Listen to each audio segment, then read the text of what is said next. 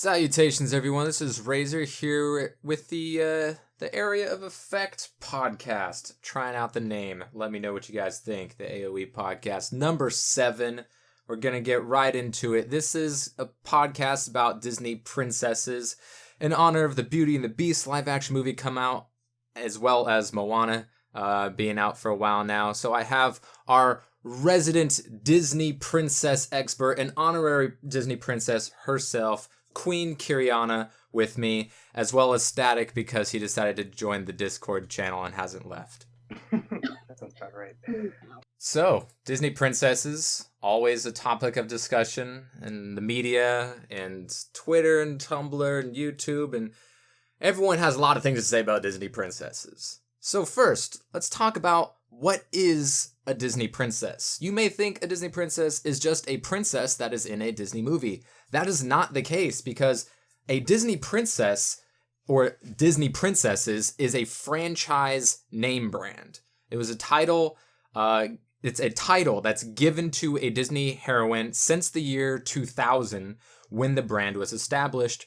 It was created by the man named Andy Mooney, who was hired by Disney Consumer Products Division to help combat dropping sales. Soon after joining Disney, Mooney attended his first Disney on Ice show, and while waiting in line, he found himself surrounded by young girls dressed as princesses. But they weren't Disney products. They were just generic princess products. So he realized the demand, and thus the Disney princess line was formed. And ever since then, a new Disney princess comes out and they have a coronation if their movie is successful enough. And it's done very, very well for them. Sales at Disney Consumer Products rose from $300 million in 2001 to $3 billion in 2006.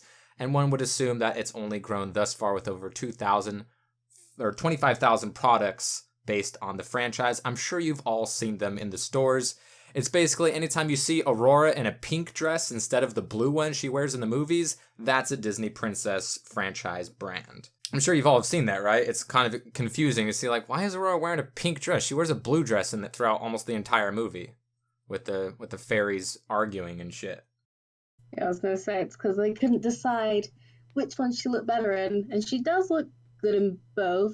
But I just prefer blue because that's the one she's in for the majority of the film. Yeah. Absolutely. So there are actual criteria for becoming a princess. Now we're going to get our rankings we're going to include 14 princesses here. There's officially 11 princesses, but we're going to be including Anna and Elsa from Frozen, as well as Moana, who we can safely assume will be joining the Disney princess lineup sometime soon and have a public coronation at their local Disneyland or Disney World affiliated theme parks. So the criteria go as follows. You must have a primary role in an animated Disney theatrical movie release. That's not a sequel. Number 2, you must be a human. Number 3, you must be born royal, marry royal, and apparently this includes being the daughter of a chief, which technically does not make you a princess, but whatever, this is Disney, or perform an act of heroism, and this is how Mulan gets into the Disney Princess Club. Obviously the biggest hero, I would say, out of any of the princesses, because she wins a goddamn war. And the 4th unwritten rule, that's actually the most important of all, you have to have a successful movie and be a popular character in that film. So, if you've ever wondered why someone isn't a Disney princess, it's because they don't fill one of these criterias. Now, there have been some Disney princesses who've had this status revoked, such as Tinkerbell, who was originally a Disney princess, but that status was revoked and instead given her own brand, the Disney Fairies. So you've probably seen commercials of, some movies on Netflix, and she also, I think, had a TV show or still has one, not too sure. Esmeralda from Hunchback of Notre Dame was removed because she's not royalty, aka she just wasn't popular enough, so they didn't keep her. Jane Porter from Tarzan was removed because she looked too much like Belle, aka she's just not popular enough to hold her own. And Elsa and Anna aren't Disney princesses because they're too successful. They have their own brand in Frozen. Disney thinks that that own brand is super duper strong, and if you included Elsa and Anna as Disney princesses, they would overshadow the other princesses because they're so goddamn popular, as we know. Alumni was also a princess. Who's that? Because the Black children didn't do very well. Yes, Again, she exactly. wasn't included. Exactly. And she would have been the youngest Disney princess because she was like 13, Yes. I think. Or She 12. was- 12. She was 12. And Nala from Lion King is not a princess because A, she's not a human, and B, she's never a princess. She only is queen. She's betrothed to Simba, who is the prince, but is never a princess because they are not married until he becomes king. Akita's movie, Atlantis, not successful enough. Vanellope von Schweetz from Wreck-It Ralph forfeited her title as princess to become president of Candy Rush, so she is not a princess because she forfeited her title. Giselle from Enchanted was planned on being included as a Disney princess until they realized they'd have to forever pay for lifelong rights to Amy Adams's image. So they actually had a toy fair where they had Giselle as part of the Disney princess brand, and they were like, oh shit, we'd have to give Amy Adams a ton of money. So that's not going to happen. And obviously Nancy Tremaine from Enchanted is not a main character, even though she does marry the prince. Leia Organa has been given a lot of attention after Carrie Fisher's passing. There's a lot of people that said she needs to become an official Disney princess. But she forfeited her title as a princess. We know she's a general for the rebels, and then eventually going up against the First Order. She's not originally a Disney character, and she's also, much like Giselle from Enchanted, portrayed by a real person. Megara, the biggest snub from Hercules, is not a princess. She would be because she's married to Hercules, who's technically a prince of the gods, because of box office success. Even though, funny enough, Hercules did better than The Little Mermaid in the box office, it just comes down to she's not popular enough. This sucks because Meg's great. She is great. She's got great songs. She's a strong character. She's funny, and she's just super duper cool. She Yeah, she was the first person that saw being sarcastic, and I was like, I like that. I'm gonna Yeah. use it. And I Won't Say That I'm in Love is like one of the best Disney songs. Agreed. Super fantastic. All right, so let's get with our rankings, starting from 14, going all the way up to number 1. Static, who do you got as the worst Disney princess? Probably Aurora, because she just sleeps all the time. Like the whole Agreed. movie. Is she your number 14 too, Carrie?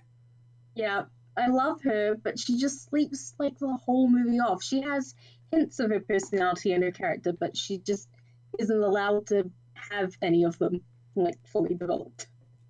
Indeed. She has a nice voice, but she does fucking nothing. Absolutely nothing. She's actually not even the protagonist of her own movie. The fairies are. Yeah. Yep. Yeah, Maleficent has always been more of a like everything's a result of Maleficent's actions rather than oh, Maleficent was there, but it's Aurora's story. It's like no, it's always really. Yeah. She's actually the only Disney princess that's not a protagonist. She's a false protagonist. She's just kind of there. You're really following the fairies. They're the one who move the story, and then all the focus on Maleficent, like you said. So she doesn't do anything. She's not the protagonist. She's just a false flag. She's She's to be the victim. yeah. And I'm not know about you guys, but my bottom 3 are the original 3, aka the do nothing princesses, because they all do nothing. The story just happens to them. Yeah, I had Snow White lower, and then I moved her up because I liked 2 of the others a little bit less. But I did have Snow White a lot lower originally. Well, my lowest ranked princess is Snow White. I think she's a stupid character. She's insanely stupid. She's the youngest princess. She's 14, so that makes her a year younger than Jasmine. So she's pretty stupid. And I just hate the movie. I don't like Snow White at all. So that definitely does it for me. I think she's super boring, and I don't like the movie, and she's an idiot. And I don't think she's that pleasing looking either. I know that's not like shouldn't be a criteria, but I don't like her character model. But for me, Aurora is my 13. So what are your guys' 13? Plasma, you can go first. Oh, it was Snow White. Well, at least she had some kind of character.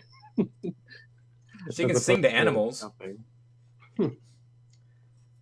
Mine's Merida, Wow. and yeah, like when I had to rank them all, I realized how much, in comparison to the others, I don't like her as much. I really find her lackluster. I can relate to the trying to get through to your parents and the compromise part of her. I can totally get that. I can relate to it. But at the same time, I just find Merida as a character super lackluster and boring. And she's just kind of there just to be like, no, I don't want to do what you want to do. Oh, crap, I got us into a whole lot of trouble. I should probably get us that. It's funny that you say lackluster and boring because she's my number 11, and that's what I have. I have lackluster and boring, but she's really great at archery. I'll give her Yeah, that. I do like that about her. Um, But I but appreciate that she was willing to fight for everything. And yeah, Snow White's my number 11, so it's a switch up between the different things. So I just It's a didn't tie find for her as bottom rung, basically, though. I just have Merida as just above the do nothing bitches because she actually does something. Yeah, Like same. that's the only thing that puts her ahead for me. So, so Static, who's your 13? So my number 12 is Cinderella. She has cool mice friends, but Cinderella is the most overplayed Disney story.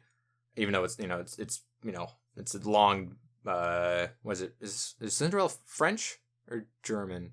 Can't no, remember. she's French. French, yeah. Yeah, it was French. But yeah, obviously it's not originally Disney, but it's Cinderella's the most overplayed story throughout, there's even more Cinderella adaptations than I can think of than Romeo and Juliet's throughout the years. And also another thing that just knocks her down for me is that Ever After is such a damn good movie that it pones the original animated show for me. Ever After is so damn good that Cinderella as a Disney character is just a piece of crap by comparison.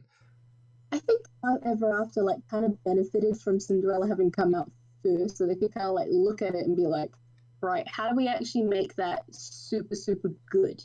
Yeah, and I think it's the only good Not have to, adaptation. There was that one that came out a few years ago that was a shot-for-shot remake of the cartoon that was just as boring and garbage without, the fun mice characters sewing and making shit. with Cinderella being even more of a damsel than she ever needed to be. Yeah. And your 12 Static is also Cinderella, yeah?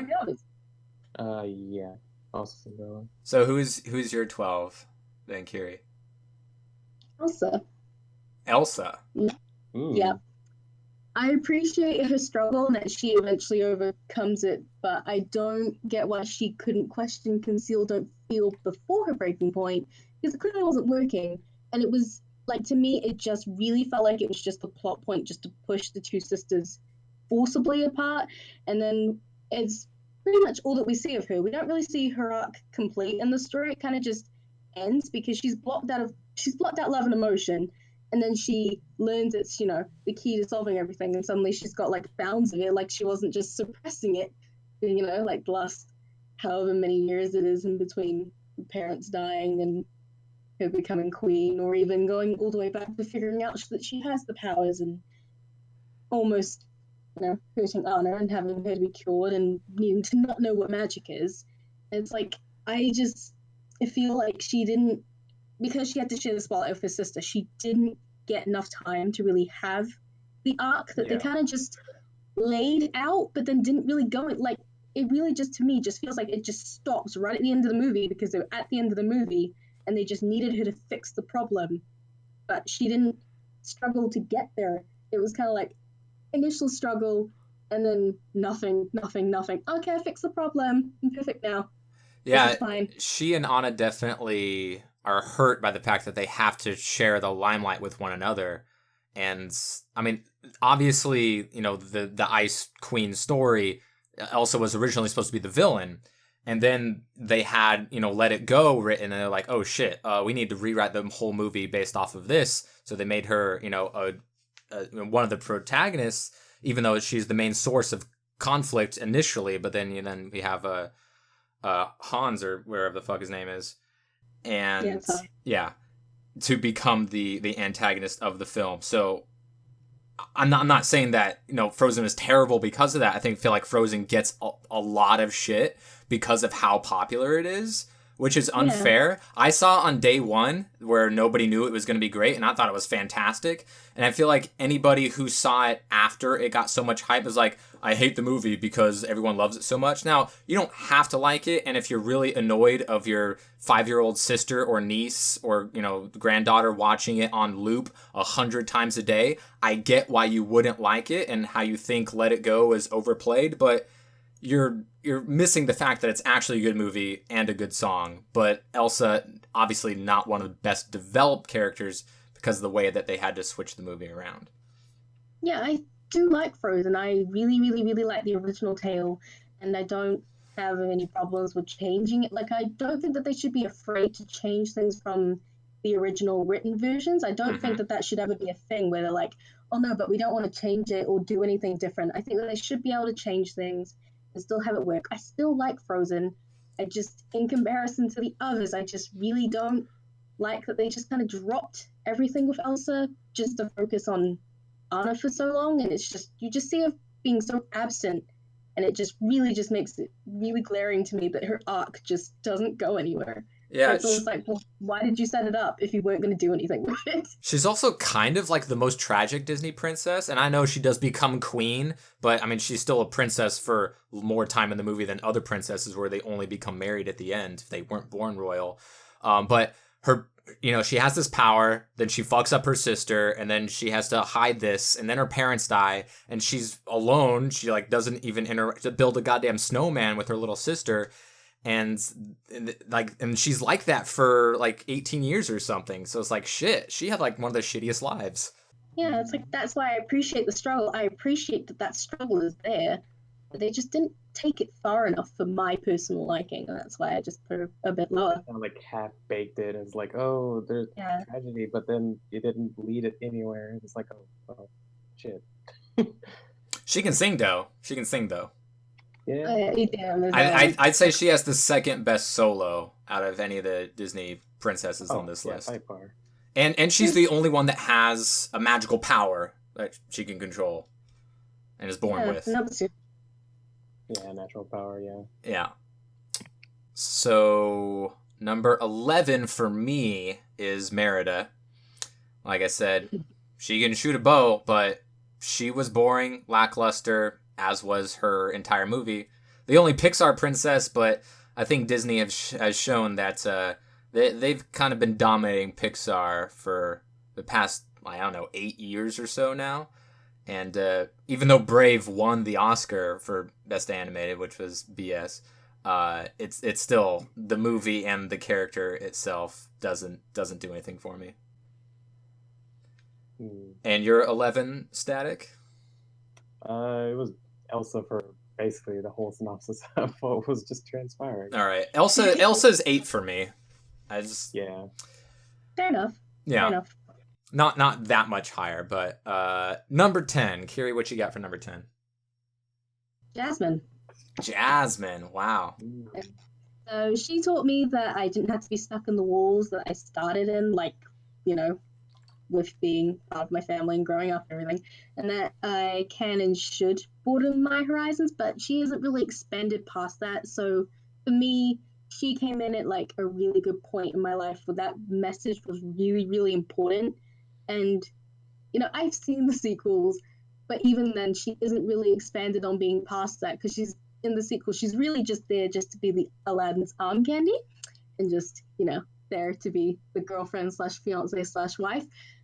But yeah, she had that really important message for me to learn. So that's why I put her where she is, just for that, sentimental importance of, I learned this from you, and it's really important. Yeah, that's fair. That's absolutely fair.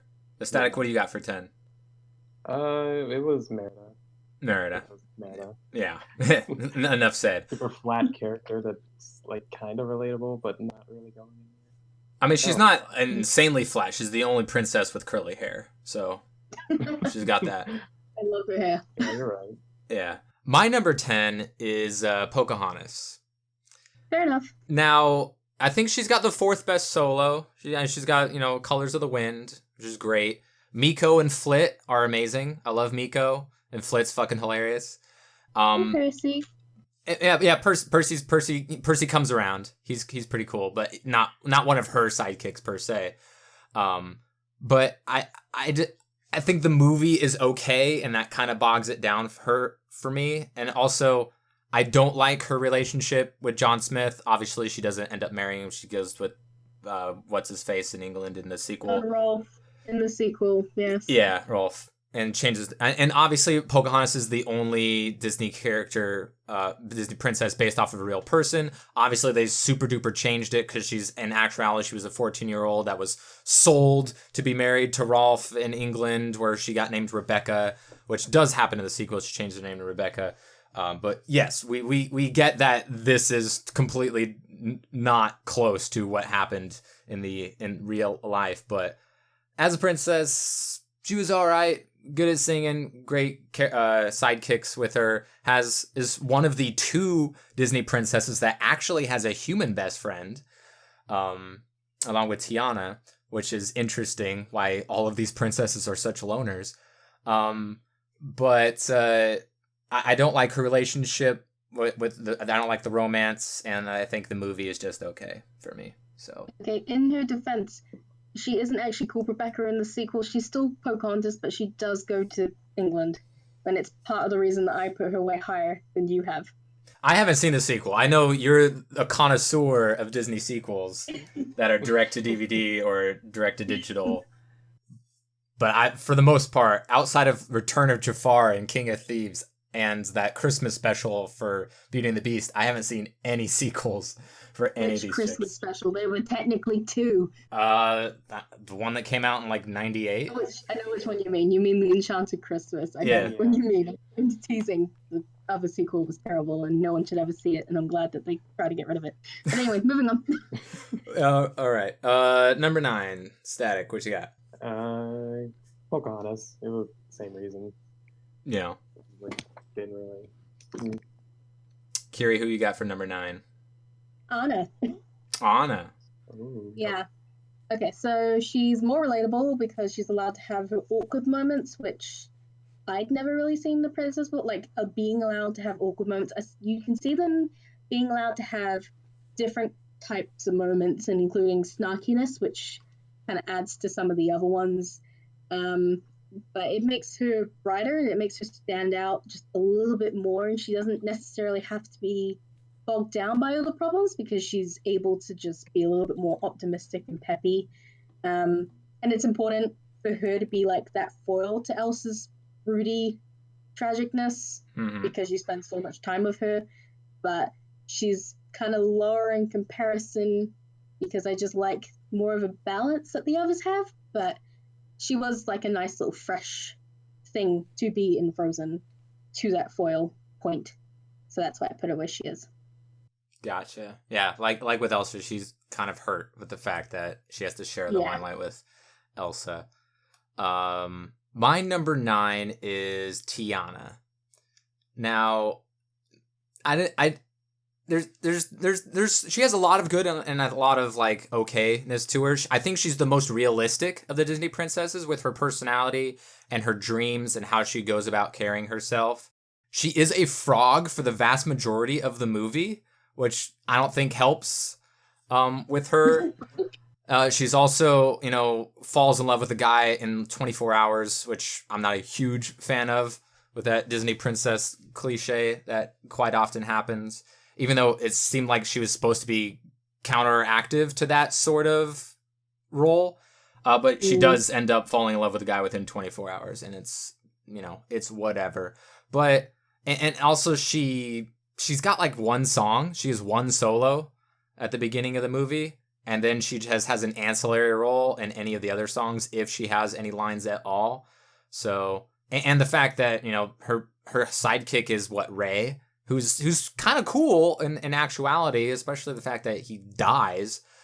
Louis, the crocodile. Yeah, Louis, whatever. He's the fat guy, comic relief, but just as a whole, the movie wasn't that great for me, and for the most part, she's a frog, so I don't think that really helps her, at least in my standing. So that's why she's my number 9.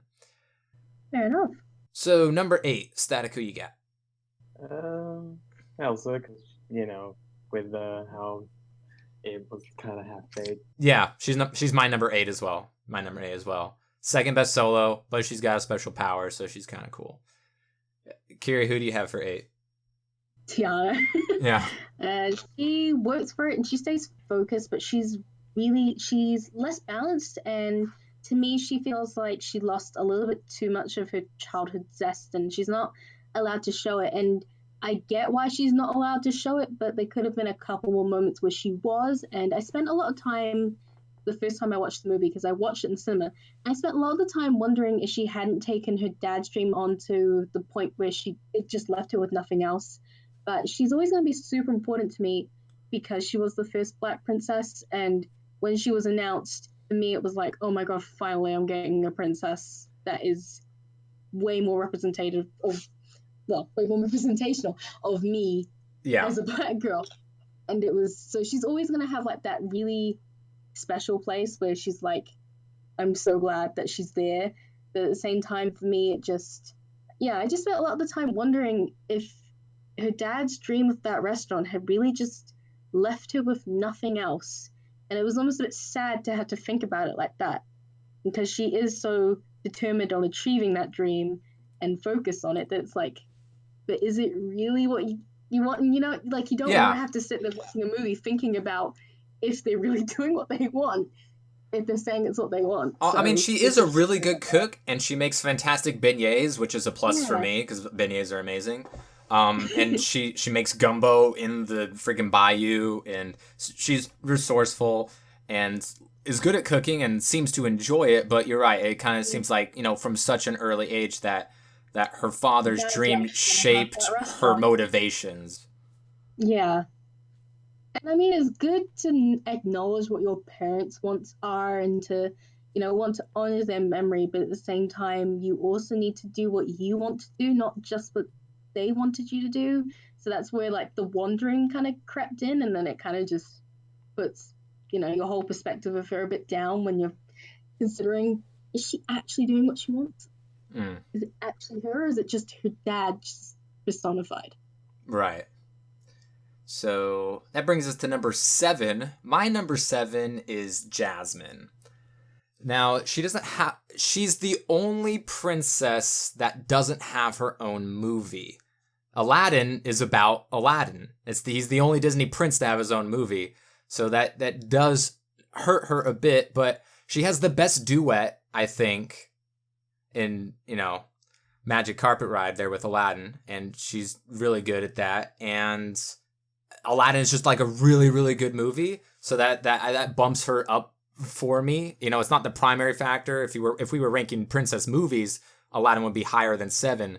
But Jasmine, kind of dumb. She doesn't know what money is, or that stealing gets your arm cut off where she lives, and she's a little sassy, a little independent, rebellious against her father, and does eventually. She has good intentions and, ends up with Aladdin in the end, which is fine, even though they've only known each other for a couple of days. But she kind of makes the best of her really, really terrible situation, which is at least a little commendable, I think. But yeah, I don't have a ton of things to defend her placement as number 7, but it's only halfway up the list. Yeah, it's fair enough. Who you got, Static, for number 7? Oh, it was also Jasmine, because she did make good on what she was dealt with, but she didn't follow through on some stuff, which was like, it's like, you could have done this and changed some stuff, but just why?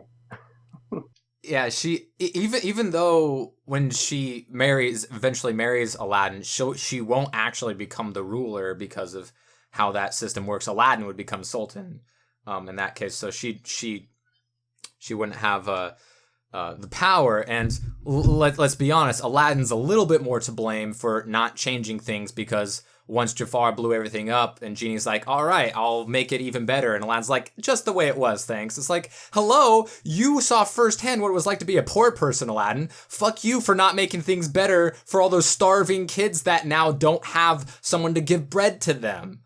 So let's give Jasmine a little bit of a break. Most of the blame is on Aladdin for not making the world a better place.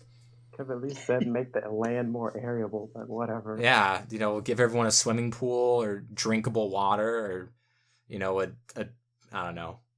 You had a fucking genie, dude, and you wasted it. You wasted blew it. Yeah.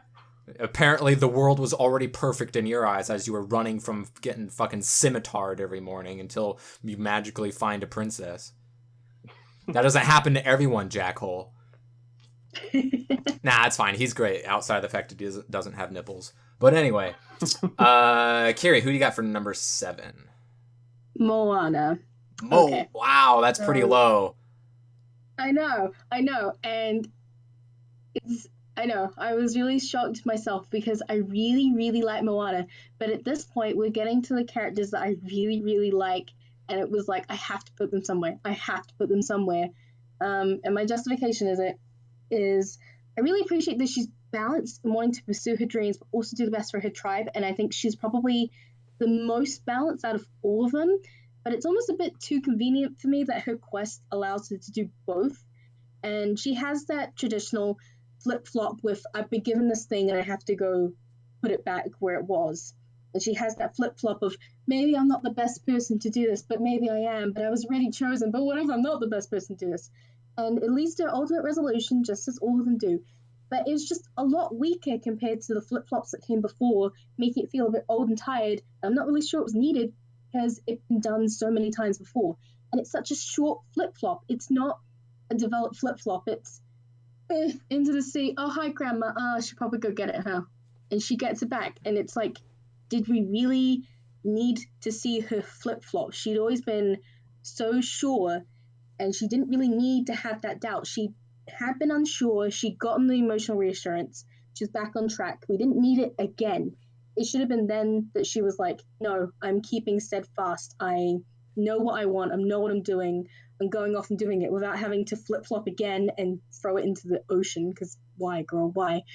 But yeah, I think it's just that flip-flop for me that just holds her back a little bit. And I really, really, really like Moana. And I love the movie, and I love her. But it's just that flip-flop, that unneeded flip-flop that just drags it down just a little bit for me. Do you think it would have been better if the central conflict was different? Maybe it just needed a slight shift. And it's one of those things where it's like, what if? I really like the movie as it was, but it's honestly just the fact that they felt she needed to flip-flop when she'd been such a strong character who was sure of herself, and she didn't need the flip-flop, in my view. So also, she's very new. Yeah. So shifting the conflict may have helped, and I don't. Can we like talk a little spoiler? Because yeah, that's fine. Okay, I don't get how Maui didn't realize that Takar was Te when he had pulled the heart out of it. He should have seen it, and I don't know if maybe that he did know and he just kind of hid it so that he didn't have to confront it. But it's like maybe that shift could have been helpful towards it. But I really, really do like Moana. I just have a little bit more of an attachment to some of the others. Yeah, that's because fair. I grew up with them. Yeah, and Moana's newer. So it's not that I won't have that same attachment to Moana over time, and definitely over watching the movie more times. It's just in comparison to the ones I have left, I just had to put her just a little bit lower. Gotcha. All right, that brings us the halfway point. So top 6. My 6th favorite princess is Ariel. Me too. What about you, Static? 6. Tiana, but she kind of seemed like more of a middle, like Moana, so it's kind of like back and forth.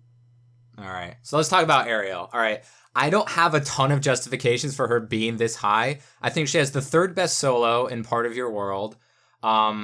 She has great sidekicks with Flounder and Sebastian, and she's a mermaid, which just kind of makes her stand out. Obviously, she does become a human, and yes, the Hans Christian Andersen story is super duper changed because she's not in writhing pain when she's on land, and she doesn't die at the end. And I know they're gonna make a live action remake, and it was supposed to be Chloe Grace Moretz, but then she started quitting acting, and so we don't know what's happening with that movie. But I have her as my number 6, even though she's not super smart. Like she falls in love with the first human she ever sees. And she just doesn't even try to communicate with him, even though we know she can write because she signs her name on that contract with Ursula. So I don't know why she isn't writing things down. She just, oh, I'm gonna nod and you're gonna like me because I'm pretty.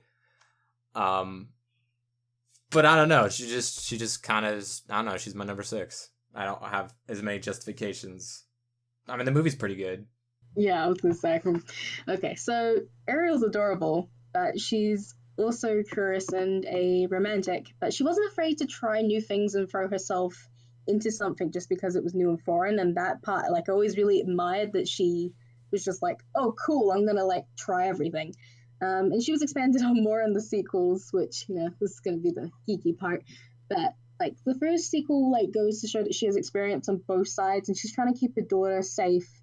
And her daughter's like, you don't know anything about the sea. But Ariel's like, actually, child. Actually?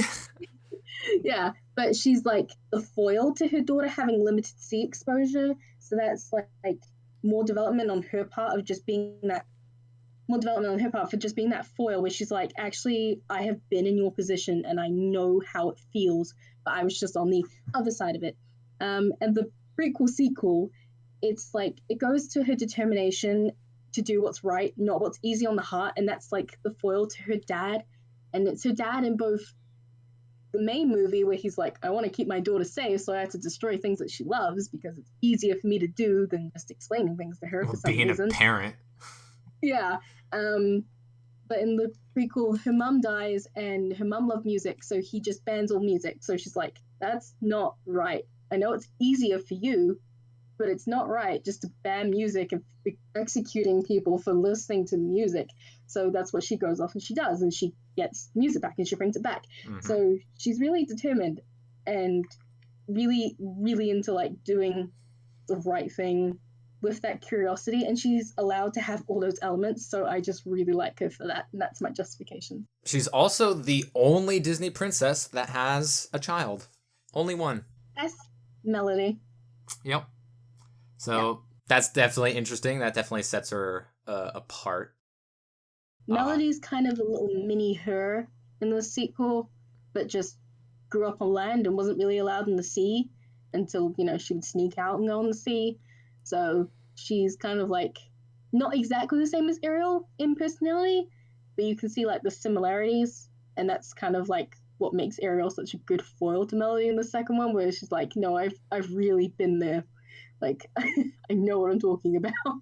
Mm-hmm. All right, so that brings us to number 5.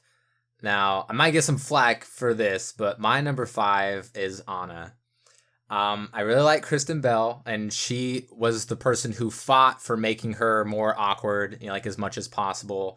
So that made Anna more of a likable character. She's super cute, she's awkward, and she has, while her romance isn't a focal point of the movie or something that's, you know, stressed upon a ton, I think that she has one of the better romances. Obviously, it doesn't like end with a proposal or a marriage or something, because they still have room to grow. And also, sure, she does fall in love with Hans in like 2 seconds, but I when I first saw the movie, I was like, oh my god, they fell in love with 2 seconds, what the fuck? But then they switched it around to where it's kind of a play on that, and, you know, he ends up being evil and she ends up, you know, feeling for another guy while not being as dramatic about it, because she still thinks so highly of this guy that she knew for 2 minutes at a cocktail party. I just like the change that they made in that they kind of flipped the cliche over. I mean, really, Hans and Anna is just a good example of stranger danger and why we don't talk to strangers. You don't talk to strangers, you don't take apples from them, you don't sign contracts that you don't read. Yeah, there's a lot of shit. A lot of princess mistakes. So, who's your number 5, Static? Oh, it was Ariel. Oh, okay. Ariel, like, oh, falls in love with the first person she sees. And while Eric is like, oh, falls in love with the first person she sees, really nice. Like, what? Okay, whatever. But why do you like Ariel though? She overall had a good arc of her character development overall, even though it was kind of meh. Fair enough. How she fell in love with the first person she sees. Yeah, and tries to comb her hair with a fork, and she doesn't remember what legs are, even though her best friend Sebastian has legs, which is or feet. And like, what the fuck's up with that? Like, she's kind of dumb. She's also 16. She's not meant to be the genius, to be fair. Not meant to remember what feet are. Interesting. Nope. How could? Because she falls off the first human she sees. Those are the first human legs she sees. Yeah, but she says, what are they called? Oh yeah, feet. It's like so many sea creatures have feet. How do you forget that word? They probably don't call them feet. I mean, that's what they are, though. Right. All right, who's your number 5, Kiri? Cinderella. Wow, that is pretty high. Does this have something to do with the sequels? Yes, it does.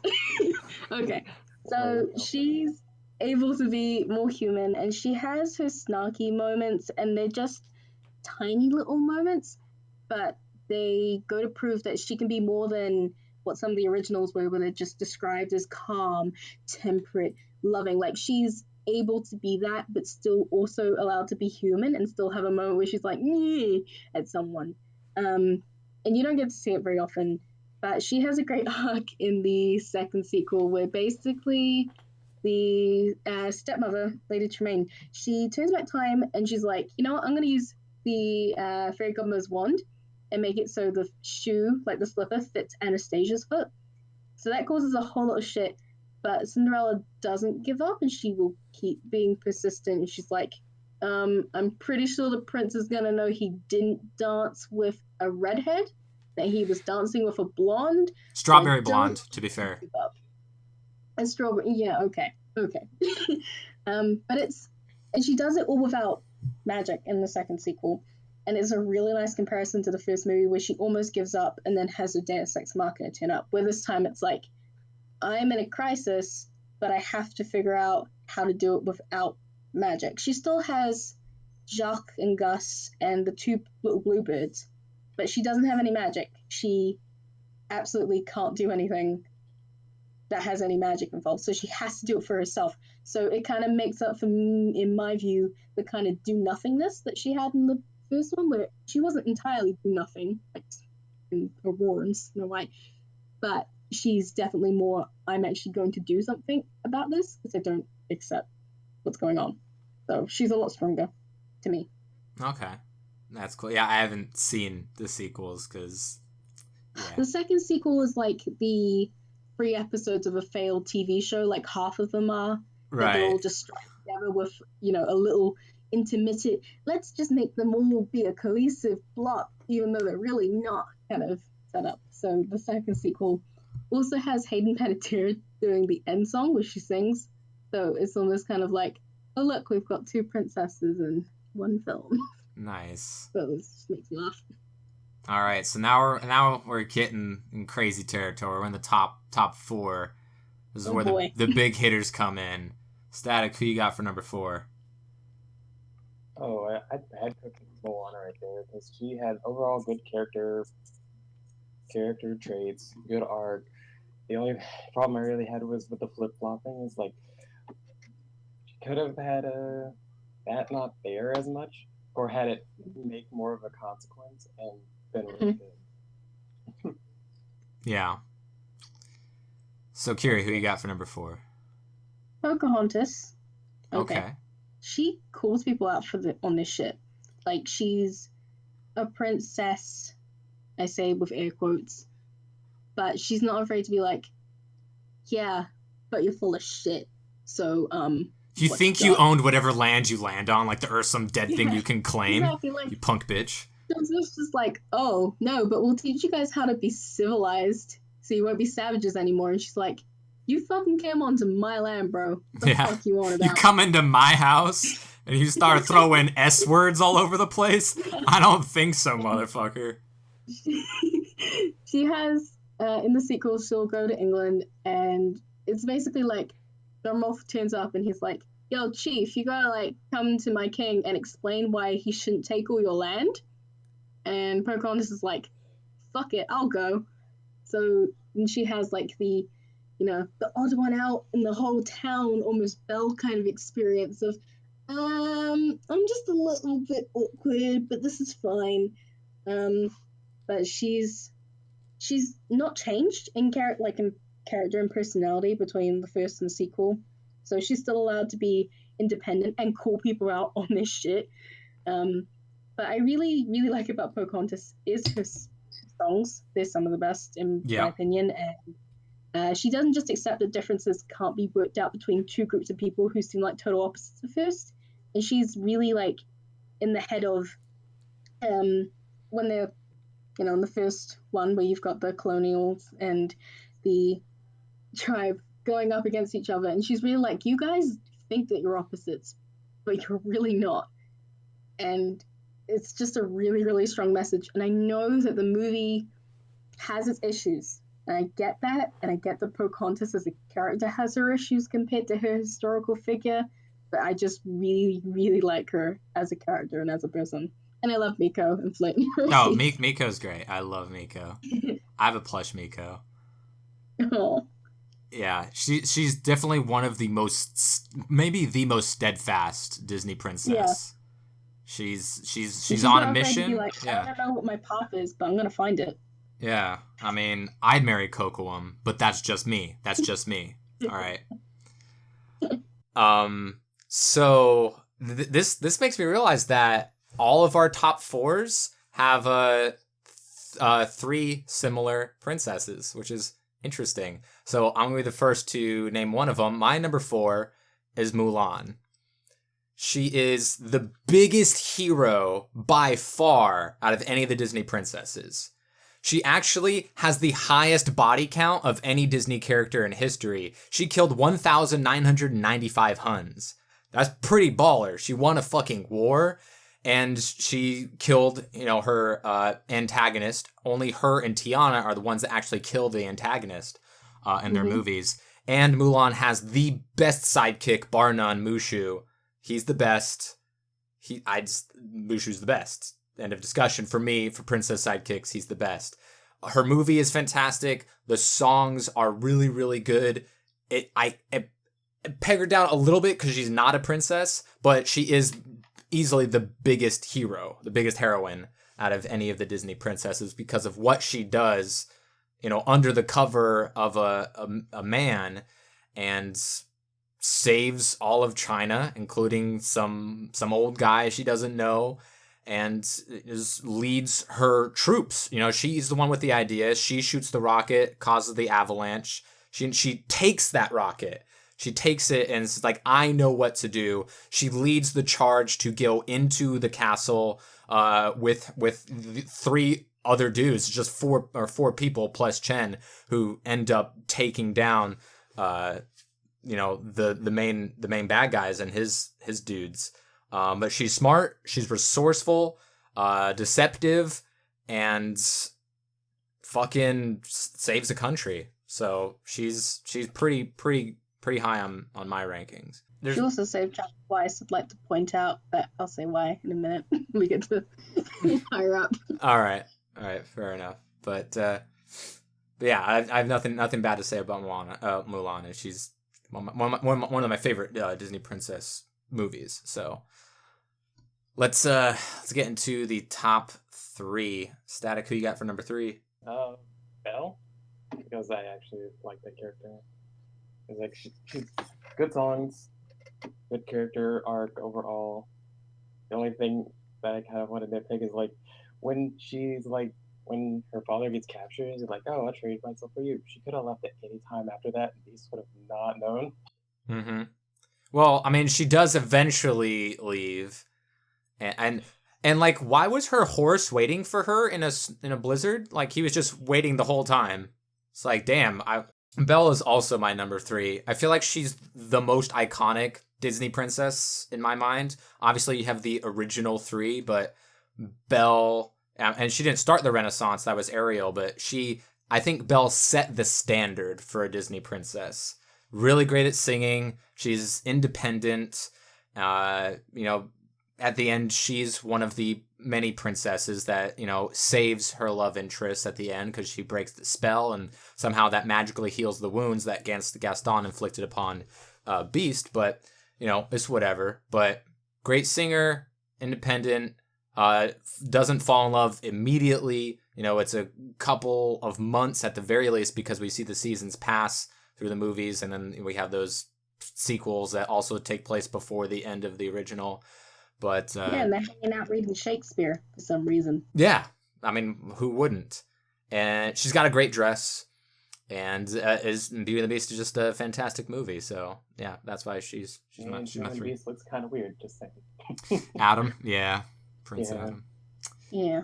He's not the hottest of the princesses. That's for true. So Yeah. Kiri, who's your number 3 princess? My number 3 is Mulan, because as a kid, I wanted to be as brave as her. Like, her movie came out in the year that I was born, and my mum took me to go see it in the cinema because it was still going on when I was a couple months old. And I actually have, like, one memory of it from watching it in the cinema, and I'm pretty sure it was just her holding up the sword where she just holds it sideways, and it's just, like, half of her face. Such a good shot. Yeah, and I love that movie. I love it to death, and I love her. But that's like my earliest memory of any of the Disney princesses is just that shot of Mulan. And she was really important to me for understanding how far she was willing to go to help her father and have him be proud of her despite being an oddball by the norm standards. Breaking the law. Yeah, that too. And in the sequel, she is willing once again to go far to save her country and make sure her friends got to be happy because she's like, I think Shang's dead, so I'll marry the guy from this pathetical empire so that China won't be invaded again.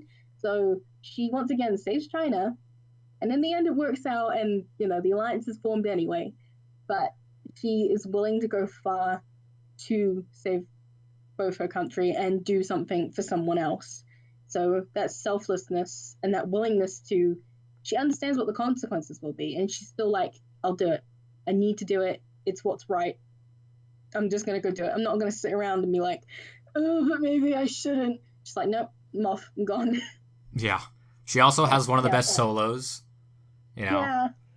It's one of my favorites. Yeah. And I think it's just that determination and that initiative is like, yes, you are such a strong character. I love you. Absolutely. And I mean, you're probably, obviously you were too young because I remember there are 2 movies that I particularly remember seeing like opening day, humongous line out the door with like paintings on the glass of those characters. I remember Mulan and Hercules. Like I have vivid memories of waiting in line for like over an hour to see those films. And I think Mulan has also the best trailer out of any of the princess movies. Or like her trailer was like so good. It was like dark and brooding, and it was raining, and it was so cool with the sword and the reflections. Like so many good things to say about Mulan. Some of the best trailers were probably the Stitch ones where they put in like different movies, including like Beauty and the Beast, and had him like crashing all those different things. But Mulan definitely had like the best trailer for all of the princess movies. So yeah, they did really, really well in like that general era of films, I think. Yeah. So, I mean, her character is super great, and her movie is really, really good, which obviously helps. So, so yeah, that brings us to our top 2. And there's one princess that none of us have said yet, so she is in all of our top 2s. So, Static, who you got as number 2? Rapunzel. Yep, that's her. Yep. And she's your number 2 as well, right, Kiri? Yeah, Rapunzel.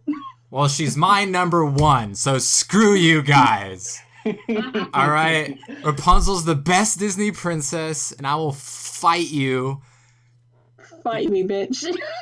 Okay, Belle's great and all, But Rapunzel is the best. She's my favorite Disney princess. It's She's my allowed to be your favorite, but fight me if you're saying she's always the best.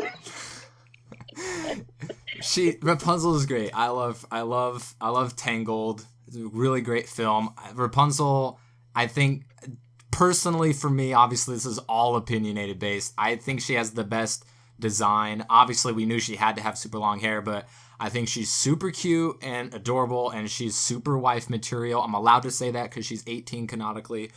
I think she has the best scene of almost any Disney movie period, but the lantern scene was so good. I loved it so much. And I think she has the best romance and the best love interest out of any of the Disney princesses with Flynn, aka Eugene.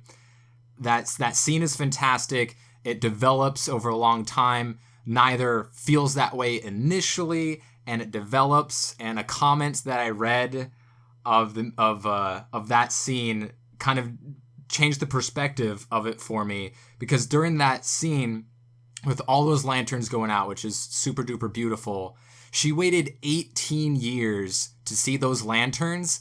And what is she looking at? She's looking at Flynn, because he has become her new dream. And that is so awesome to me. When I read that comment, I was like, oh my God, that's amazing. I'm gonna cry. I hadn't seen it in that light already. I saw that in the cinema. My friend was like, "Oh, look at all the lanterns." I was like holding her arm, and I'm like, "She's looking at Flynn." Yeah. She's looking at Flynn. She's looking at Flynn. Yeah, she is. Such a good romance there, and it doesn't happen immediately. Like, we don't even hear the ends. He's like, and after, asking so many times, I finally said yes. Flynn, okay, she said yes. And obviously they have a cartoon that just started, which takes place in between the movie and the after what, I forget what they call it. Happily ever. Something like that. And so that's when they get married. So the cartoon takes place in between those times, and she magically gets her hair back.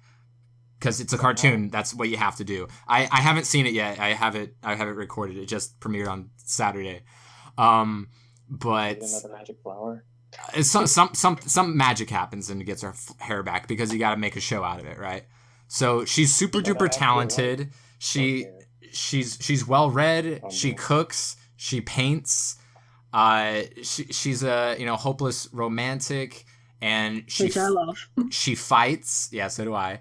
She fights with a frying pan, which is awesome. She has an awesome sidekick in Pascal, who, fun fact, is the only sidekick that has a body count. He's actually the one who gets the kill at the end, which is, technically. If he doesn't sit up in Kingdom Hearts 3 and pokes Sora in the eye with his tongue, I'm gonna riot. Oh yeah, he started that avalanche with that rocket.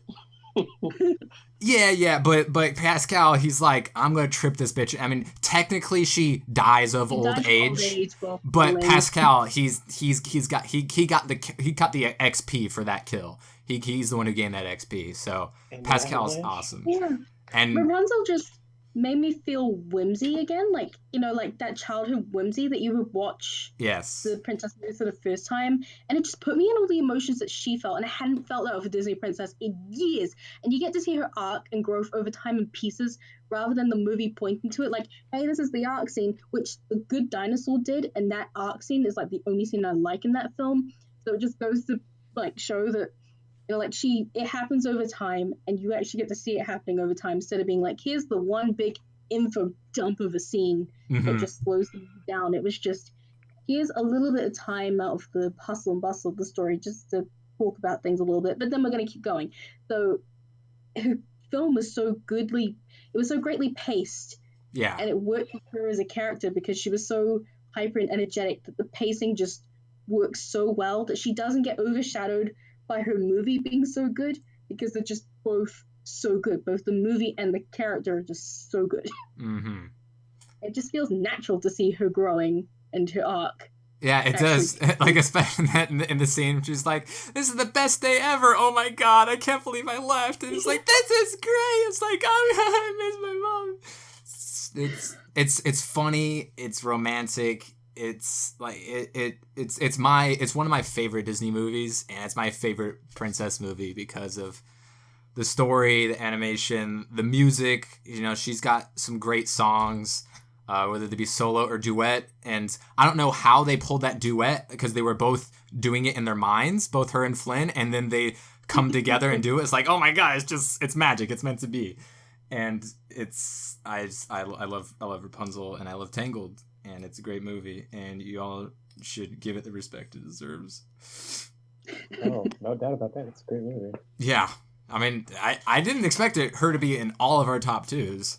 I'm gonna be real, but yeah, she's my number one. My number two is Moana.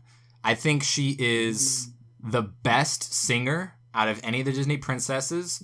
I think she has the best song, and How Far I'll Go. I love that song. Yeah. It got fucking robbed at the Oscars for best song, and I know some people are like, oh, people just liked it because Lin-Manuel Miranda. It's like, I didn't even know he wrote that one. I thought he just wrote the Traveling one, so I didn't know that until he got nominated, and he was robbed of the EGOT. Not gonna lie, and so some people's like, oh, it's just discount Let It Go. It's like, no, it's not. It's so good. It's so much more like that song. I think is just, obviously people will shout on Let It Go because it's so fucking popular. But it's a meme at this point. How Far I'll Go, it gives me chills. It's so good. I love that song. And Moana is, I think, the best singer out of any of the Disney princesses. She's got so many good songs. And Moana moves the entire narrative of that story. She's the driving force. She starts it, she continues it, she perseveres, and she's the one who finishes it. And so I think she's the best.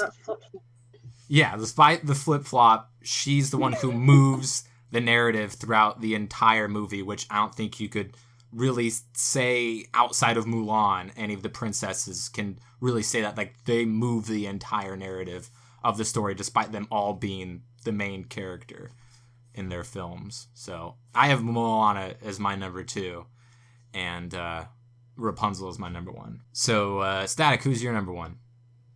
Oh, obviously Mulan. Yeah, I like her because she was actually the reason I started drawing, because she was such a strong character to push her boundaries as a character herself. It was like, oh, I want to draw something that can at least have a moniker of strength that character possessed the whole movie. And Kiri, tell us why Belle is the best princess. Besides the fact that Emma Watson is going to be portraying her in just a couple of days, and I already have my ticket. Beauty and the Beast is probably, and it's really hard for me to actually name a favorite because I just love so many of them. But Beauty and the Beast is, if I absolutely have to say that one of them is my favorite, and I can't just say, like 12 of them would be favorite, then it would be Beauty and the Beast. I love that movie to death, and I love Belle. She's intelligent. She's treated like the odd one out because she's got the intelligence, but at the same time, she's the only one that reads. What a loser. It's also the thing that makes her stand out because she doesn't have to have those stupid moments necessarily. She can have those I'm overwhelmed by what this is and I'm not necessarily doing anything right now moments. She can totally have those. That's human. But she doesn't necessarily have to have Ariel's naive stupidity. She doesn't necessarily have to have that, maybe I should just stand here and not try to leave right now.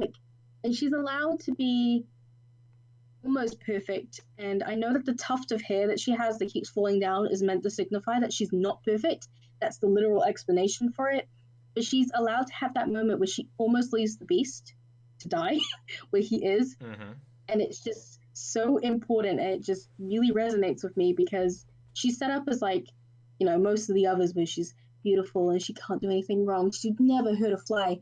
But then she has that really human moment where she's like, do I leave him there or do I help him? And it's almost like that turning point in her arc. And it doesn't even have to have any words said. Right. And it's really, really important that there are ones where they just show and they don't necessarily have to tell you, this is the arc point. It's like you just get to see it happening. And then everything else is resolution. And it happens early enough that then after that you can just keep seeing her grow. She doesn't just stop growing after that arc, and she's allowed to challenge the beast, which again is part of why I like most of the others, because they're allowed to challenge something of what they're being told if they don't think it's right and they don't agree with it. They're allowed to challenge it. She challenges him, and I know that the new beast is older and he's like an adult or late teen when he gets cursed, so it's a little bit He's different from 10. He's 10 when he gets original. cursed, which is bullshit. He's 10 in the original. and the Stranger new one danger. apparently- This chick's like, I have a rose. Why? A, why is he answering the door at his castle? And B, he's right to let some old creepy lady, get into his Yeah. house. He's a 10-year-old. He's making a smart decision. Fuck Why that was the bitch. prince allowed to open his own door? He had He's 10 servants. years old Why when he would gets not open his door? cursed. Anyway, in the new one, he's supposed to be an adult in the live action one. So, live action / CGI, I should say. But in the original, he's younger. So he's he's less mature. And he's been a beast for so long that he hasn't really been able to mature because he's had no one there that was mature and able to stand up to him, because the servants were like a little bit scared of him. Until Belle was like, look, you don't have to be scared of him. You just have to teach him. You have to see that he just needs to learn things. He might have So- killed some of his servants because there's some slashed up might have. furniture. We We don't know what the rules are. It's like, is every piece of furniture alive? Where did the real silverware go and shit like that? So Exactly. he might have killed some of them. And he is expanded on in the sequels, but as is Belle, but she's mainly left unchanged, but she's still strong, independent, well-read, so she, like I said, she doesn't have to necessarily be stupid for the plot convenience. She's just more overwhelmed by what's happening in the plot. But she is that person that is allowed to see what's underneath and have it be part of her rather than the only thing she ever does. She isn't a do-nothing princess. She isn't Snow White or Cinderella or Aurora, who just kind of let the plot go around them and they're just kind of swept up in it. Belle's in there, like Mulan and Rapunzel, Pocahontas, all the others. So for me, it's just the fact that she was that first really important one to me, and she was going against everything that all the earlier ones had really done. Yeah, like I said, she Like you set the standard. Yeah. She set the standard, so that allowed all the rest to then be like, okay, let's not do the fuck about do nothing princess thing. Let's actually do things. So for me, she's that really important milestone, and that's why I really love her so much.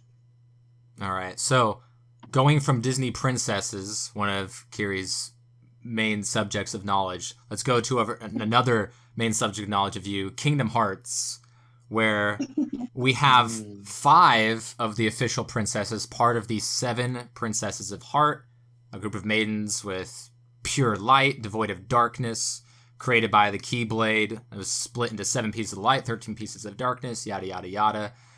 And they all have to be gathered to access the door of darkness, and whoever does gets power over the world. So we have Cinderella, Aurora, Jasmine, Belle, Snow White, Alice, for some reason. We don't know, because Ariel is in the game, and she's not a princess of light, apparently. And Mulan shows up in Kingdom Hearts 2, and they're there, but, just as teammates or mini-game facilitators.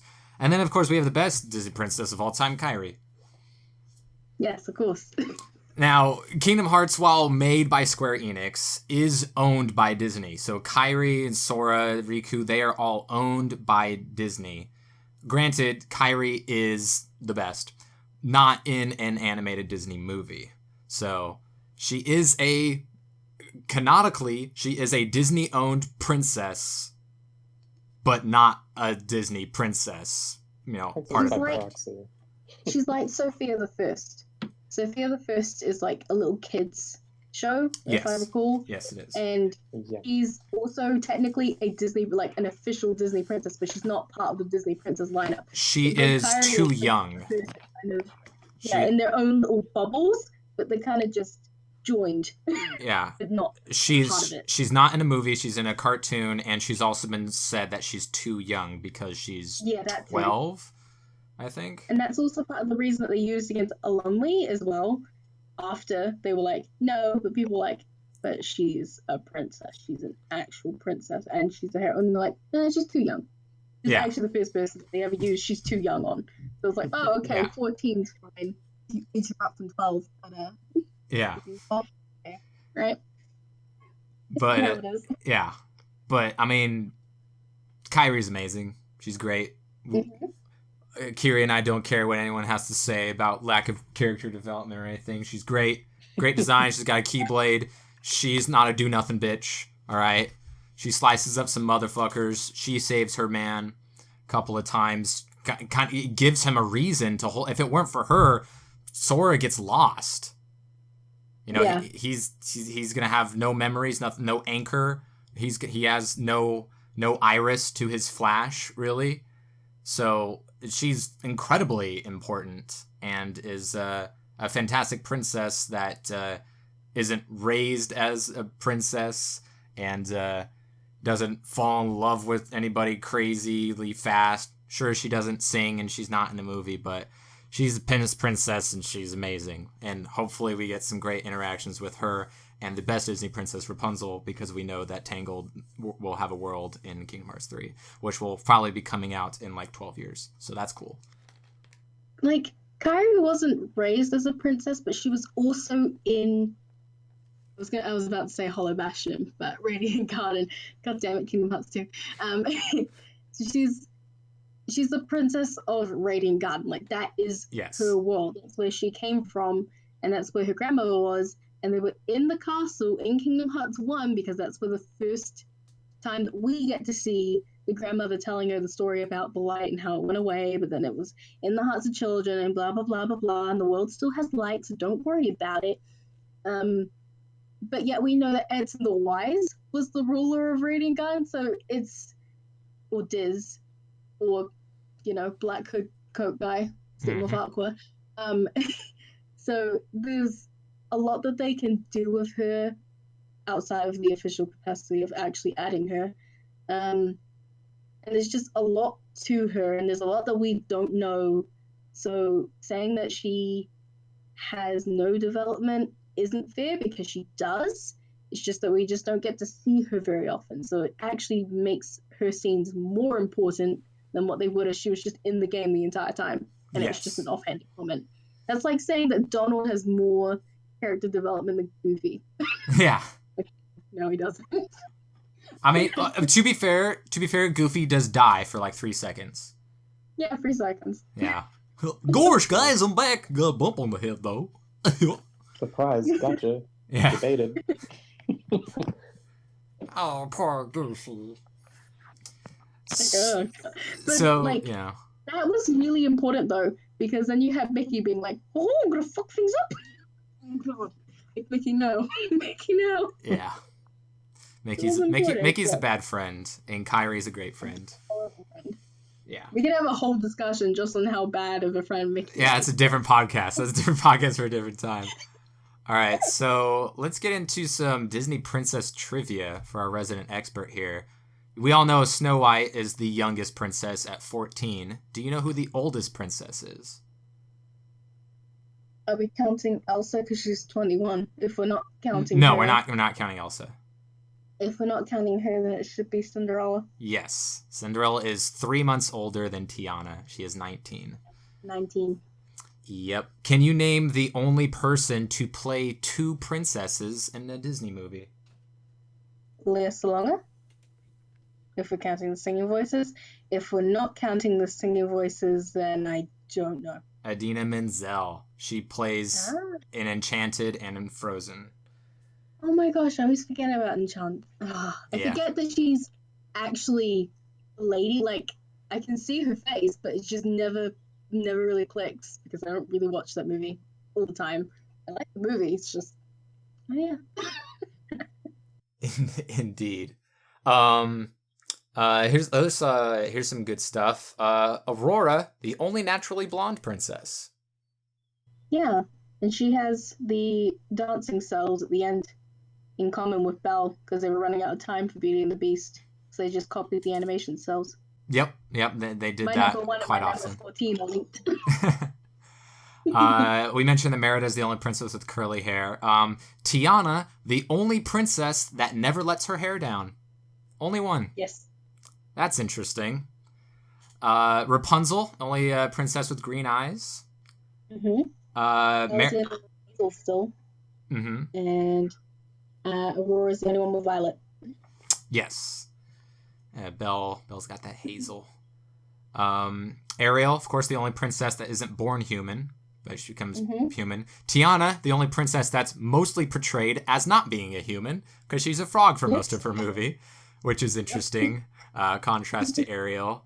Merida, of course, the only Pixar princess. Cinderella, the only princess that does not have a near-death experience. Yes. So, fuck you, Cinderella. Until the third movie. So, yes. In her original movie, yes. Flynn, or Eugene, the only Disney prince to die for their love interest.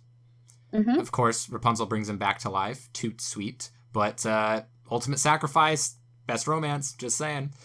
Only 3 princesses have last names: Cinderella Tremaine, Fa Mulan, and Moana Wa'aliki. Merida is the only princess that doesn't sing, because she's the only Disney princess that is not in a musical. Yeah. Granted, when she was a little kid, she sings like 3 lines with her mom, but that doesn't count. Doesn't count. Merida and Moana, of course, are the only princesses that do not have a love interest whatsoever.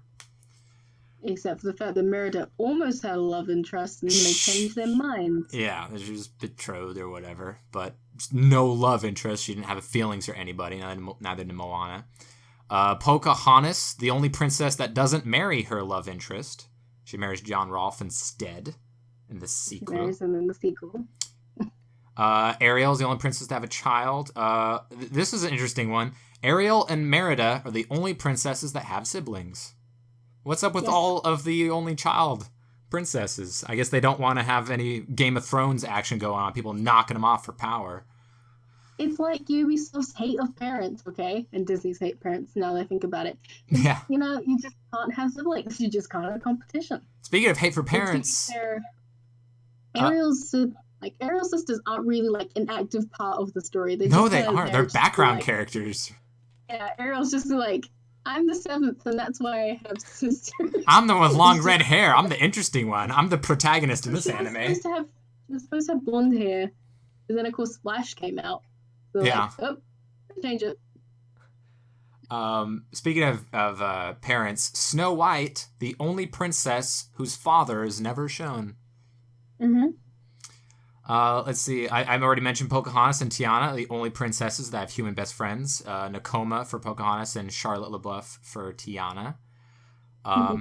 Here's an interesting one. Outside of Moana, which of course just came out and isn't officially a Disney princess yet, but she will be. There is a horse in every princess movie, except for Moana. Yes. Girls love horses. What else do girls love? Magic. That's in every single princess movie. Magic. Every single one. Sea magic, ice magic, whatever the fuck magic, plot magic. Voodoo, Polymorph magic. Plot magic. Okay, so let's talk about princesses and their impact on culture, because I feel like the 2 things that I always see on headlines or articles that are written, people love to shit on 2 things when it comes to girls and image: Barbie and Disney princesses. Everyone wants princesses and Barbie to change to whatever that they want. We see this all the time because people seem to believe that Disney princesses just shape how all girls view femininity and themselves and love and all of that stuff. And, girls and women can't think for themselves past what a cartoon for kids tells them what to be. So I'm curious, Kiri, as a female yourself, what did you feel that a Disney princess was when you were a kid? When I was a kid, Disney princesses were basically, here's someone who basically has a lesson to learn either through being part of the story or for being her personality in the story.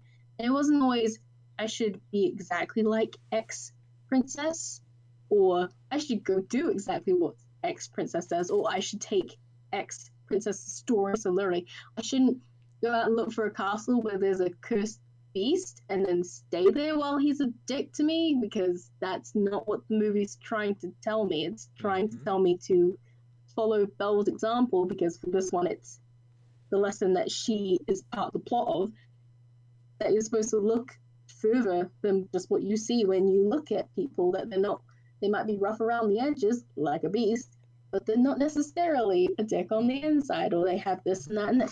So it's like, you can't take things so literally, especially when they're devolved from fairy tales, which are literally cautionary tales most of the time. They're not usually meant to be happy little tales. They're meant to be depressing tales with a moral to them that you're supposed to take away, and not think that the story is just, hey, I should go do that. Yeah, so and I don't out get of why people can't see that. yeah, because like you said, they're all based off of fairy tales, and this is one of the things that I think a lot of people don't understand when they criticize Disney princesses. It's like, oh, it's got terrible morals, or it's such a bad role model or whatever. Outside of Tiana and Moana, all of the princesses are based off of a character from a fairy tale. Yeah. Because like that's just what it is. And so many people shit on representation of Disney princesses. Oh, we got all these white princesses. Fuck that. It's like, they're based off of German and French stories. What do you think? If they're based off European stories, you're going to get European-looking princesses. Oh my gosh, Hans Christian Andersen wrote about a white girl in Germany? I never would have thought. Now, if this was, a Sudanese princess, I don't expect her to be white. I don't expect her to be Mexican or Puerto Rican. But so many people are like, oh, we need to change, princesses. It's like, if Jasmine was white, that would suck, but she wasn't, because that's not her character. Exactly. So, and if Elsa was, I don't know, Japanese, that would be weird, because that's not her character. So like, they haven't changed any of these characters. We have our only two original characters. Granted, Pocahontas is a real person, or was a real person, and obviously she was Native Americanly depicted in the film. But the only two original characters we have, Tiana and Moana, aren't white characters. So I don't know why so many people complain about, there being so many white princesses when half of them aren't. Yeah, and I feel like it was a point 5 out of 11. They all were, and it needed a variance in the stories, like saying that the stories need more variance, the people that are in the stories, but the personalities in the stories need more variance. Like, that's fine, but you don't necessarily need to say that all of them are white when they really, really aren't. And especially when they're nearly all in stories where they're pointing out something stupid and saying, hey, dumbass, do the opposite. Yeah, so like I really don't understand, and everybody, and like I said, they say the same thing about Barbie. Everyone wants everything to be represented. Oh, we need an autistic princess. We need an obese princess. We need a Mexican and a Puerto Rican and a Brazilian princess. We need, when they need to have as many of a princess as they already have of, a white princess from Europe. It's like, that's the wrong argument to make there. I think, because, like, these, like we mentioned, these are characters based off of fairy tales that Disney just co-opted because they were part of the public domain, and they cashed in on it very successfully and smartly.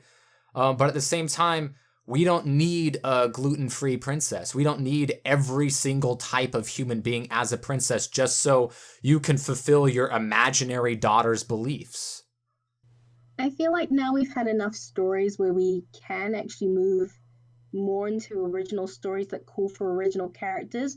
And when it comes to the original characters, like, sure, be varied, be diverse, but you don't need to necessarily force like what you want in the character onto one that's already, been made for the story that they're in. You don't need to push, but shouldn't this character have this because we haven't had this before? It's like, then you're forcing a change onto a character who wasn't written that way for the story they're in. The story needs to feel natural for that character to be in. Otherwise, it's just a disjointed movie, which is part of my problem with Merida and Brave. Like, to me, she feels disjointed from that movie because she's not mature enough for that very maturely themed, in my opinion, film. So it's like, you can't just force something in there just to say it's in there. There's no point to that. Then you're just ruining the original story. Yeah, like, I mean, all of the original characters have been more diverse and there's a lot more freedom. Obviously, there's only so many fairy tales so you can only co-opt so many of them. So that well is run pretty dry. I mean, they were kind of reaching at the bottom of the barrel when they're bringing out the Snow Queen, but then they change it and then we have Frozen, which granted are the only white princesses since Belle, right? They're the only white princesses since Belle. So, I mean, because we had Pocahontas, we had Tiana, we had Mulan, we had Moana, and wait, Rapunzel. That's right. But it's like they've done a pretty darn good job with the adaptations of stories beforehand and with their original ones. One isn't better than the other. Each movie can stand out on its own, and we don't need to just we need an overweight princess just so we have an overweight princess because my daughter needs a real body image to look up to. It's like, how about she not look up to a cartoon character, and how about a real person? And I don't know, maybe you, because you're their mom or their dad or, whoever's raising them. It's like people put way too much focus on, the Disney princess and the Barbie doll will change my daughter's future. It's like, she's still a human being. That's not how it works. It's not what you're supposed to put them into. They're not supposed to be all of the Disney princesses combined. I'm not supposed to be all of the Renaissance era princesses because that's mainly what I grew up watching. I'm not meant to be a combination of them. I'm meant to be me, but have learned the lessons that they learned in their films. It's not meant to personify you. It's just meant to be something that you watch and you think, okay, this person learned this, so I should do this in my life. Exactly. And so many people, and this was especially prevalent when Frozen came out, it's like they haven't ever seen princesses movies before because they're like, oh my gosh, Elsa is such a strong character, doesn't have a love interest, she's not a damsel in distress. It's like, have you seen the other princess movies? Outside of the original 3 do-nothing bitches and Ariel, all of the women take charge, they're spunky, and they take charge and they aren't the damsels. I mean, Merida, independent. Pocahontas, independent. Tiana, independent. Elsa, Anna, independent. Jasmine, whatever. Mulan, independent. Belle, independent. Moana, independent. Rapunzel, independent. It's like, have you not seen the vast majority of other princess movies? I mean, some of them could have even done without necessarily even having the male counterpart even be the love interest. Like, Tiana could have been perfectly fine if Naveen, she just had to become friends with Naveen. She didn't even necessarily have to fall in love with him. I know that's part of the story, but you get what I'm saying, right? Don't necessarily always need those princesses to have a dependency on their love interest to be, a person. Yeah, it's not a necessity, and I think if anything besides Frozen, Moana showed us that because there's not even a hint that she has a romantic interest anywhere. It's not even close. And so if anyone says this movie finally shows that women can be independent and don't need a man, it's like there are plenty of other Disney movies that have shown that. So it's like, get your shit straight, all right? Because out of these 14 princesses, half of them, only 7 get saved by their love interest, but 5 of them save their love interest. So that's almost even. If we take the do-nothing bitches, the Walt era out of it, more princesses save their love interest than get saved by them. I think that's significant. You can understand the want for more diversity in the traits that they have, but it really does come down to, if you force that character into a story where they don't belong, you're not going to like the movie, and then you're going to complain that they weren't represented well. Yeah. You're going to sit there and be like, why would you do them with this and this when you did it so shittily? And it's like, maybe they didn't need to be put in that story. Maybe they weren't fit for that story that you wanted them to be in. Yeah, it's all about what the story calls for. Moana wasn't a token Polynesian character in a white movie, you know? Exactly. She was the right character for that right narrative, and it was original, and it didn't have a love interest, and it was a great movie and had good songs. So, like, A, it's not hard to do, and B, and like they've been doing it. Mulan was a huge hero. She didn't need to like her commanding officer, and even if she didn't, then that doesn't really change the story very much. And Nope, you could still say that they ended like completely as friends. Doesn't yeah, even change the exactly. You could easily go leave that movie and say, oh, they're just going to be good friends, or oh, maybe they go on a first date, and that's not the same as what you see from Aurora or somebody else. I mean, there are some cliches like we've noted. 6 of these women fall in love with the first human adult male that they meet. That's a lot. Obviously, Anna then doesn't end up falling for Hans and goes for Kristoff instead. But 8 of these princesses fall in love in a day or two. And that's obviously a bigger issue with just movie structure, because that's how most movies are. Most movies take place within a day or two, and most of them shoehorn a romance that isn't necessary or a focal point to the movie. And it doesn't always end with a marriage or a proposal, but it starts that path. But yeah, it's fine for a Disney interest to have a love interest, princess to have a love interest. I think Rapunzel did a great job with that, and they don't have to have a love interest, as we saw in Moana or Frozen. Anna didn't have to like Kristoff because he didn't really have that interest with her to begin with. But, he did what he wanted to do for his own reasons to get his ice business back together. And obviously it was the right thing to do. And then they end up spending time with each other. But he's respectful that she is, quote unquote, in love with, some prince from another land. But at the same time, at the end, he feels like, oh, I got to be true to my feelings. I actually like this girl. So it works. I feel like it works. A lot of people, when they think Disney princesses, they just think Sleeping Beauty and Cinderella and think, oh, that's what they all are. It's like, no, that's the exception to the rule. Yeah, we've developed so far past the need to narrate and say, this person is beautiful, kind, and she has a great singing voice, and that's really all there is to her personality. And you're just going to see her be young, sweet, naive, and I'm the victim. And all. Like, we've evolved so much past that it's just more astounding that people don't realize that than how far we've come. Exactly. And it's not terrible that Aladdin broke an hourglass to save Jasmine. Like, that's not anti-feminist that a man saved a woman. It's totally fine.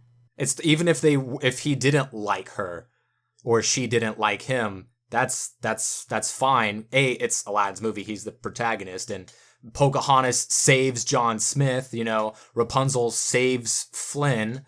Belle saves the Beast. I mean, the Beast saves her first, but she ends up saving him at the end. Mulan saves Chen from a lot, really, and that's all of that is fine. Tiana saves her guy by breaking that locket and sending Keith David to the other side where all his friends are. And so there's good ways of doing all different romances or non-romances, and I think Disney princesses have shown that, and I don't think they need to prove anything to any group of, like, we need a princess with a mental disability and to be overweight and to be Mexican or Puerto Rican or Sudanese or whatever.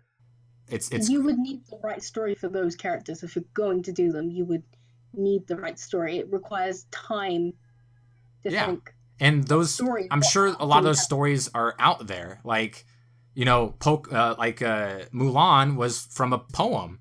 So it's not like they just made up a Chinese princess. They took a story from a Chinese poem. So, and that works, and they can continue to do that. You know, they don't, And I feel like especially with the Mulan Springwell Dry. edition, it had a I think it was like a little live action short version of it, and it was made by someone entirely different, but it was all, I think it was all in Chinese, and it just had subtitles, and that was really, really important that they were still willing to be like, we did our version, but here's what someone else did. That was, live action, so they were able to be like a little bit more true and didn't have to add a talking dragon to it. And it was like they were really respectful of that origin and were able to be like, here's what someone else did. How about you look at what someone else did with the same essential story? Yeah. And that's important. And that's not what a lot of people will do. A lot of people will just adapt the story and not pay respect to the origins of it. So I feel like, as well as saying, because some people do say that Disney don't respect the origins of the stories, and it's like, Right. you might have to look for it a little bit, but it is there. They're not always just taking it for what they need. They are actually willing to go the extra mile to make sure that they're doing it right and that they're paying respect to where it came from. So Absolutely. And they like, the Little Mermaid and Pocahontas are super different from the actual stories of what happened either in real life or in that story. But, obviously they have to Disneyify some things. They can't have Pocahontas be a 14-year-old who gets sold as a sex slave, essentially. But at the same time, they made Frozen way more interesting than the story of the Ice Queen, in my opinion. So maybe you don't like every time they change some things, and obviously you're going to have to understand that there are some things that they're going to have to change either for time or for a rating, but they can do things very, very well, and they can do things that aren't amazing, but still okay in some respects. yeah, they've also got some stinkers out there, just like any other company, and that's fine. Like, they tried something and it didn't work, but they still tried it. Yeah, I mean, the Renaissance Disney period that started with Little Mermaid that ends with Tarzan that's what saved Disney. They had to change things up, and it worked. The audiences totally agreed with their pocketbooks, and that speaks to it. And like what you mentioned, I mean, I'm not saying representation isn't important. Seeing Tiana as the first Black princess was a nice inclusion, and I was able to see this firsthand working at a movie theater when Tangled and when Princess and the Frog came out. I saw when Princess and the Frog came out, there was a lot more Black women bringing their daughters and Black families coming to see that film. It was an obvious increase. So there is an importance, there is a relevance to it. But it's not like I couldn't have been able to live without if they hadn't made Tiana a Black character. It's not like I would have been like, oh my god, where is my Black character? Hurry up! I wouldn't have been like that. I would have just been like, okay, so maybe it wasn't the right story, or they didn't want to put it in that area or country or like it has to make sense. Yeah, I mean, Pocahontas can be your favorite princess and you can be Native American. Mulan can be your favorite princess and you're Chinese, and that has a connection to it. That's perfectly fine and understandable and relatable. And I don't think, I mean, obviously they're in the majority, so they're kind of safe, but I don't think any white girl's like, man, I really love, Ariel because she's white. I don't think anyone is going to be making that argument. So it comes down to a good story, good character, good movie. Yeah. Out of all these princesses that we've been talking about, they've had varying degrees of success, but for the most part are successful. Most importantly, they're all popular, which is why some of them don't make this list or were on this list and were later removed for one reason or another. But it all comes down to popularity, and when you do something right, it's going to show. And it doesn't really matter what color, hair, or eyes or skin your princess has. It's all about the story, yo. The personality. Yeah. So I think we've covered that in pretty good detail. What do you think? Yeah. Any hopes for future Disney princess movies or coronations? Mm. There's gonna be a Frozen sequel. We know that. Yeah.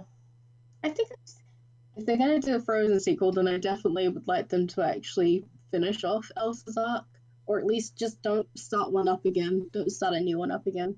If you're not gonna bother finishing it, then just don't start it. Flesh it out But a bit more. I don't know. really would like to see them continue to actually have developed characters with their arcs and not just putting something in just because they feel like they need to because they haven't done it yet.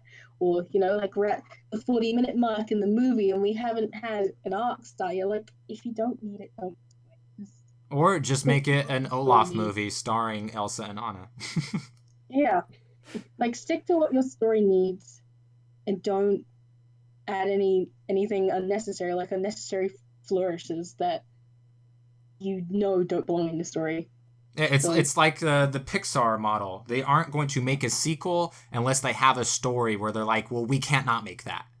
They don't go, all right, let's go make a sequel. They first, someone internally comes up with the idea, and granted, Pixar sequels haven't always been the best. Not everyone's Toy Stories 2 and 3. Sometimes we get Monsters University or fucking Cars 2. But sometimes you get Finding Dory, and that's great. But yeah, it's not necessary. So yeah, obviously for Frozen 2 or whatever they call it, I hope it's not like, obviously, like with Cars, they're like, we're going to make $2 billion off this thing. We need to make another one. So that is understandable. But at the same time, they put enough quality into the first one that you would hope that they would want to make sure that this brand, this huge franchise, continues past this. Because they're bringing it back with Cars 3, not gonna lie. Hey, we could hope Cars 3 is good. I don't have many reasons to believe. Obviously, they've only had teaser trailers out by now, but I never hope for a movie to be bad. Yeah, I think my biggest hopes are probably that they don't fuck up any of the upcoming live action ones. Yeah, really. They are going hard on it. They have the animated ones. Yeah, like the animated ones, I feel like they've kind of got it down where they've experimented, and then they experiment like a little bit more, and they just kind of like keep tweaking it until they get something like really good, and they're like, right, good, go with that. But the live action ones, they kind of tweak it to the point where they're like, oh, we kind of changed this, so let's change some other things, just because we're already changing things. Yeah, they can take. That's like what my concerns are. It's like, no, please. They can take a bad movie like Cinderella and just recreate it verbatim in live action and make another bad movie. Or they could take a good movie like Beauty and the Beast and make another good movie in live action. Or they can take a kind of boring movie like Jungle Book and make it less boring. And I don't mind it, but I honestly don't know how they're going to do The Lion King because there's no humans. Yeah, I was wondering about that too. It's like, how is Lion King live action when there are no humans in it? That doesn't make any sense. It's just all the CGI animals. Like, you can kind of understand the Jungle Book because you got Mowgli, and he's always been like that focal point in like that focal character in the story. I don't think the Jungle Book's like one of the best ones. No, by no means. It's the last one that Walt worked on, and you can kind of tell that it is. But at the same time, it's also got like just a little something. And it's mainly the fact that Mowgli's human and he acts like a human, so it kind of counterbalances everything else. So the live action one changed it, but they kept him a little bit counterbalanced, but he was still the human counterbalance. But how are they going to do it with the light? I don't. Also, how are they making a Jungle Book 2? Because they're making a Jungle Book 2. How are they getting a sequel out of that? I don't. Okay, the animated version does have a sequel. Yes. But it's based on Mowgli like wanting to go back to the jungle because he's kind of tired with the village life, and so it's like. So it's Tarzan. Yeah, pretty much. It's the live action Tarzan where he goes back into the jungle. Legend of Tarzan. Yeah. I actually Tarzan. Not gonna lie. You what? Like it. You like the cartoon or live action? Live action one. I didn't think it was bad. I didn't think it was bad. It got bad reviews, but I didn't hate it. The Legend of Tarzan. Human tree print. But it's like there's the live action ones are more worrisome in my opinion because they're going off their versions of the animated ones. They're not really going back to the drawing board of the original tales for them. They're kind of just being like, so what did we do in our Disney ones? Okay, right, let's change that a bit. Right, which Like, that's what it sounded like they were gonna do when they were like, we're gonna do a live action Little Mermaid, and it's gonna be more like the Hans Christian Andersen story. And I was like, oh shit. And then Chloe Grace Moretz got tagged on to be Ariel, but then she like quit acting, so that like we don't know what's happening with that movie, and I don't know what they're what plans they had past that as far as any Disney live adaptations besides like how far can you tweak the tweaking? Yeah, exactly. And who wants to see a real life version of? I mean, fucking Maleficent was a shit movie. Yeah. That one sucked. But okay. Yeah, but then at the same time they did a live action Snow White. They didn't have any dwarves, and it was different. It was better, but it wasn't super good. And then they made a sequel that didn't have Snow White in it, which I assume was even worse because I didn't see it. It was. Oh yeah. Yeah, I would imagine. Actually, Emily Blunt is probably like the best thing in the film. I'd imagine so. Oh, and that's the next one they're doing, Mary Poppins. Emily Blunt, Mary Poppins. So, granted, that is a live action that they're just going to be redoing, but hey, it's a Disney property nonetheless. Yeah. After making a movie about getting the property to Disney, which was a really good movie, and Saving Mr. Banks. I love that movie. Oh, it's great. Tom Hanks playing Tom Hanks is the best. So, all right, I think we should end it there. So, thanks for joining me, Kiri and Static. I was here, I guess. Yeah. Well, you didn't leave us any choice, now did you? Ask me, please. All right. So thanks everyone for watching this or for listening to the podcast. Let me know what you think about Disney Princesses, the new title of the podcast, and what you would like to see us talk about next time. And we'll see you then.